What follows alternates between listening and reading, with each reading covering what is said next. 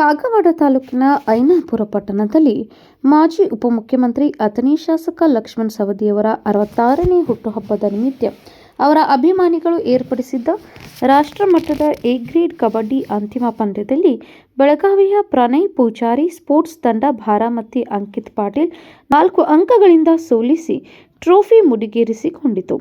ಕಾಗವಾಡ ತಾಲೂಕಿನ ಐನಾಪುರ ಪಟ್ಟಣದಲ್ಲಿ ಮಾಜಿ ಉಪಮುಖ್ಯಮಂತ್ರಿ ಅಥಣಿ ಶಾಸಕ ಲಕ್ಷ್ಮಣ ಸವದಿಯವರ 66ನೇ ಹುಟ್ಟುಹಬ್ಬದ ನಿಮಿತ್ತ ಅವರ ಅಭಿಮಾನಿ ಬಳಗದವರು ಕಳೆದ 2 ದಿನಗಳಿಂದ ಏರ್ಪಡಿಸಿದ ಕಬಡ್ಡಿ ಲೀಗ್ ಪಂದ್ಯಾವಳಿಗಳು ನಡೆದವು. ಗೆದ್ದ ತಂಡಗಳಿಗೆ ಚಿದಾನಂದ ಸವದಿ ಮಾತನಾಡಿ, ಗಂಡು ಮೆಟ್ಟಿದ ನಾಡು ಕಬಡ್ಡಿಯ ತವರೂರಾದ ಐನಾಪುರ ಪಟ್ಟಣದ ಕ್ರೀಡಾಭಿಮಾನಿಗಳ ಉತ್ಸಾಹ ಅಭಿಮಾನ ಕಂಡು ಖುಷಿಯಾಗಿದೆ.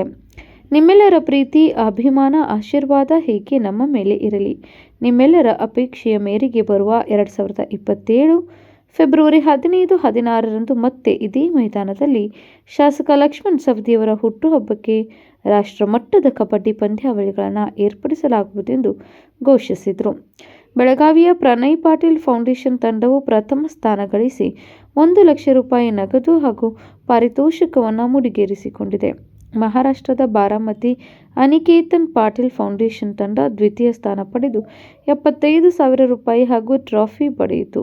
ತೃತೀಯ ಸ್ಥಾನ ಬಾರಾಮತಿಯ ಅಕಾಡೆಮಿ ತಂಡ ಪಡೆದು 50,000 ರೂಪಾಯಿ ಪಾರಿತೋಷಿಕ ಪಡೆದರೆ, ರೈಸಿಂಗ್ ಬುಲ್ಸ್ ಬೆಂಗಳೂರು ಚತುರ್ಥ ಸ್ಥಾನ ಪಡೆದು 25,000 ರೂಪಾಯಿ ಬಹುಮಾನ ಪಡೆದುಕೊಂಡಿತು.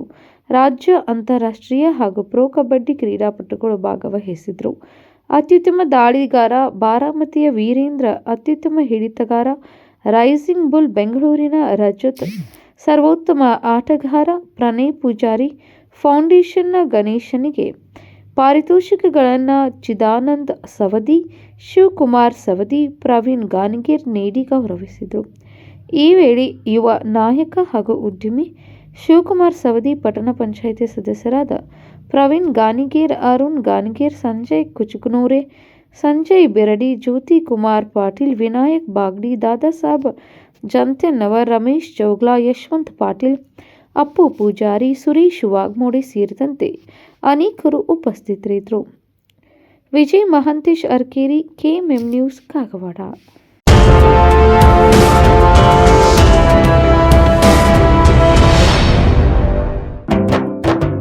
जले दीप अंगना में होगी रोशन दुनिया, पलकों तले छा जाए चांद तारों का साया, रंगोली में खिले रंग खुशियों के भी तराने, तन मन झिलमिल जाए हर पल होंगे सुहाने, ये अटूट बंधन खिले हर आशियाना, रंग वस्त्रों का खजाना, मन भाए आराधना.